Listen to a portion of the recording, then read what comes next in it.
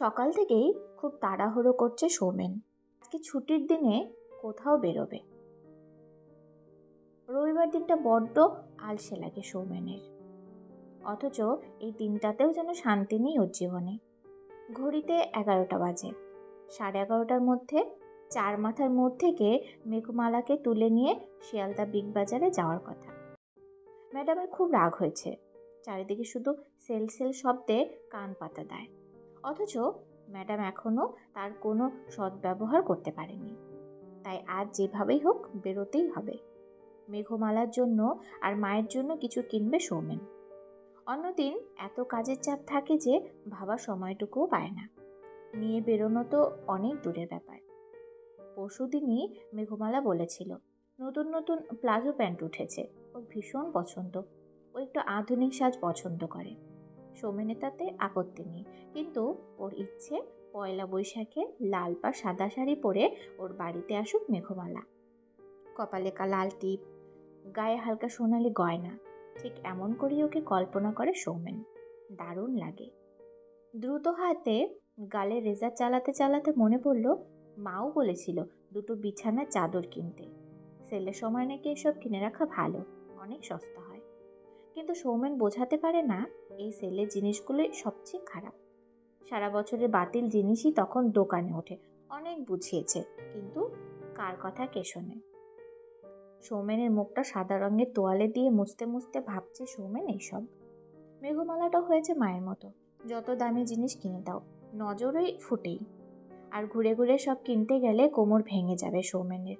তার ওপর পার্কিং সমস্যা, আর সঙ্গে যদি মেঘমালা থাকে তাহলে তো কথাই নেই। এত দৌড়াদৌড়ি করে। তাই বুদ্ধি করে ঠিক করেছে বিগ বাজারেই যাবে। এক ছাদের তলায় সব কিছু, মানও ভালো। সমু, খেয়ে যা, কতক্ষণ আগলে বসে থাকবো, দোকানে যেতে হবে তো। মায়ের ডাক। তাড়াতাড়ি শার্টের বোতাম লাগাতে লাগাতে বলল, আসছি মা।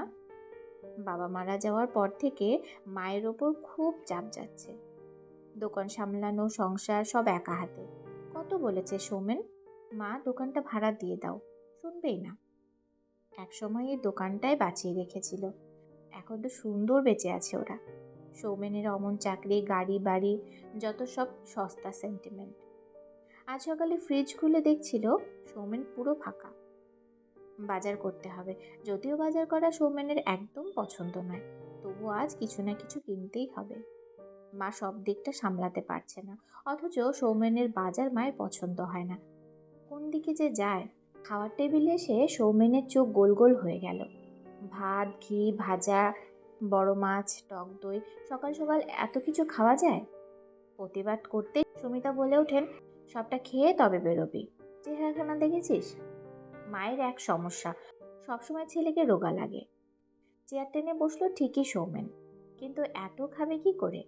তার উপর আজ আবার মেঘমালাকে নিয়ে বিরিয়ানি খাওয়ানোর পরিকল্পনা। খুঁটে খুঁটে খেয়ে উঠে পড়ল সৌমেন। মা বকেই চলেছে, কিন্তু কানে নিলে দেরি হয়ে যাবে। গাড়ি বের করতে গিয়ে সেন্সারের শব্দ, tick tick tick tick tick tick. ওঠ, অ্যালার্ম বেজেই যাচ্ছে। 7:30 বাজে। আজ তো 9:10 বনগা লোকাল ধরবি। মায়ের গলা। ধর্মর করে উঠে বসলো সৌমেন। বিরক্ত লাগলো, এত সুন্দর একটা স্বপ্ন। যাও তুমি, আমিই উঠছি বলে আবার শুয়ে পড়ল, যেন স্বপ্নটাকে আবার ধরবে। পাশের লেডিস সেকশনে কাজ করে মেঘমালা। একই দিনে জয়েন করেছিল দুজনে বিগ বাজারে। মনে মনে ওকে ভালোই লাগে সৌমেনের। কালই শুনছিল মেঘমালা তার বান্ধবীকে বলছে প্লাজো প্যান্টগুলো খুব পরতে ইচ্ছে করে। সেই থেকেই এই স্বপ্ন। নিজের কাছেই লজ্জা লাগছে। নিজেকেই হালকা বকুনি দিল সৌমেন। কিন্তু কি মিষ্টি স্বপ্ন। কত বড় অফিসে চাকরি করে সৌমেন, কি সুন্দর গাড়ি। এরকম স্বপ্নই তো দেখতো বাবা মারা যাওয়ার আগে। সেসব না হলেও মনটা আজ ভীষণ ভালো। তাড়াতাড়ি উঠে স্নান সেরে নিল। আজ বাইরে কলে লাইন নেই, রবিবার বলেই হয়তো। বস্তির সব ঘরগুলোই আজ আলসেমিতে ভরা, শুধু সৌমেনের যত তাড়া। সেটা অবশ্য চৈত্র সেল বলেই। সৌমেন খেতে বসে হোঁচট খেল। মাটিতে ঢাকা ভাত, সঙ্গে আলু সেদ্ধ আর সর্ষের তেল। এই মাসের মাইনে এখনো পায়নি। এই অবস্থায় সর্ষের তেলটুকুও অনেক বড় প্রাপ্তি। স্বপ্নের খাবারগুলো একবার মনে উকি দিল, কিন্তু সেগুলোকে প্রশ্রয় দিলে অশান্তি বাড়বে, জানে সৌমেন। খেতে বসলি? দোকান থেকে মায়ের গলা। দোকান বলতে সামনে ছোট্ট চা বিড়ির গুমটি। স্বপ্নে এটাই ছিল দারুণ সাজানো গোছানো দোকান, তাতে আবার পয়লা বৈশাখের পুজো। বাস্তব কত কঠিন। হাসি পেল সৌমেনের। একটু ডাল রাখতে পারতে? সৌমেন চিৎকার করে বলল। টক হয়ে গেছে রে, জল ঢেলে খেয়ে নে। মা কত অবলীলায় বলে দিল। মায়েরা সব পারে, হয়তো নিজে এখনো কিছু খায় না। কাল রাতেও হয়তো কম খেয়ে ভাত কটা বাঁচিয়ে রেখেছে। খাওয়া শেষ করে ভাবলো এই মাসে মাইনে পেলে অন্তত মায়ের জন্য একটা শাড়ি কিনবে। পরনের শাড়িটাও খুব খারাপ অবস্থা। খাওয়া শেষ করে সাইকেলটা বের করলো, চাকায় হাওয়া দিল পাশের রহিম চাচার মেশিনে। আজ ভীষণ ভালো লাগছে ওর। মনে হচ্ছে এই স্বপ্নটা যদি রোজ আসতো। কত ভালো এই অনুভূতি। টাকা লাগে না, তবু মন ভরে যায়। শুধু মেঘমালার সামনে দাঁড়াতে একটু লজ্জা লাগবে।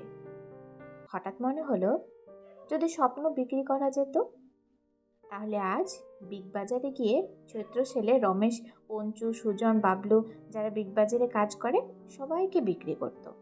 টাকা নিত না, শুধু খুশিটুকু বিলিয়ে দিত।